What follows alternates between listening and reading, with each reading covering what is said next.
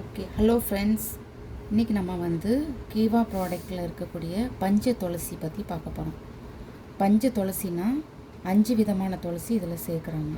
அது என்னென்ன துளசின்னு நம்ம பார்க்கலாம். இதில் பார்த்திங்கன்னா மெயினாக ராம துளசி, கிருஷ்ண துளசி, வன துளசி, கபூர் துளசி, ஷியாம துளசி அப்படிங்கிற 5 துளசி சேர்க்குறாங்க.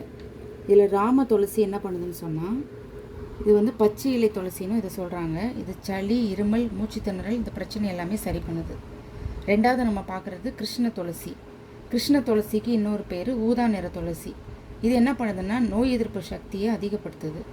வன துளசி இன்னொரு பேர் என்னென்னு பார்த்தீங்கன்னா காட்டு துளசி.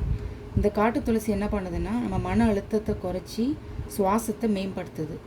நாலாவது கபூர் துளசி. இந்த கபூர் துளசி கிருமி நாசினி, அதாவது ஆன்டிபயோட்டிக்காக செயல்படுது. ஷியாம துளசி இதை கருப்பு துளசின்னு சொல்கிறாங்க. இது நம்ம உடலில் இருக்கக்கூடியதான நச்சு பொருட்கள் எல்லாம் வெளியேற்றுது. அதாவது டீடாக்சிஃபிகேஷன் ஃபங்க்ஷன்ஸை இது மேம்படுத்துது. ரத்தத்தை சுத்தம் பண்ணுறது இல்லாமல் நம்ம சுவாசத்தை பலப்படுத்துது, நுரையீரலை மேம்படுத்துது. இப்படி ஏராளமான வேலைகளை இந்த துளசி செய்யுது. இப்போ இந்த துளசி எப்படி நம்ம ரத்தத்தை சுத்தம் பண்ணுது அப்படிங்கிறது ஒரு சின்ன டெமோ மூலமாக நம்ம அதை பார்க்க போகிறோம். இது பார்த்திங்கன்னா நார்மலான வாட்டர். இதில் நான் பீட்டாடின் ஆட் பண்ணுறோம்.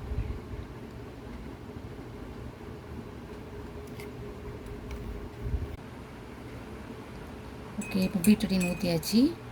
நம்ம இப்போ இதில் பஞ்சு துளசி ஆட் பண்ண போகிறோம். இதை காலையிலையும் ஈவினிங்கும் நம்ம சாப்பாட்டுக்கு முன்னாடி எடுத்துக்கும்போது நம்ம உடம்பில் இருக்கிறதான எல்லா விதமான டாக்ஸின்ஸு, பிளட்டோட பியூரிஃபிகேஷன்ஸ் எல்லாமே இது பண்ணுது.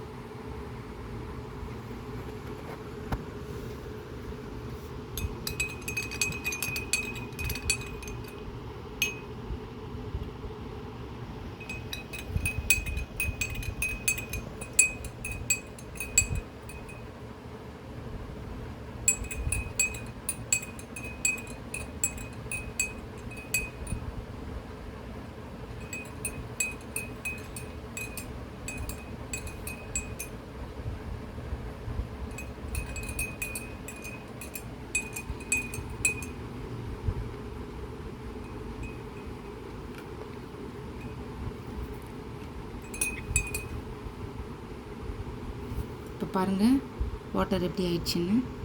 ஸோ இதே மாதிரி தான் நம்ம பிளட்டை கூட சுத்தம் பண்ணக்கூடிய வேலையை இந்த துளசி பண்ணுது. ஸோ நம்ம காலையில், ஈவினிங், நைட் சாப்பாட்டுக்கு முன்னாடி துளசியோட சாறை நம்ம ரெகுலராக எடுத்துக்கும்போது நம்ம ரத்தத்தை சுத்தம் பண்ணுற வேலையை இது சூப்பராக பண்ணும். ஸோ இது வரைக்கும் இந்த வீடியோ வாட்ச் பண்ணுறதுக்கு தேங்க்யூ.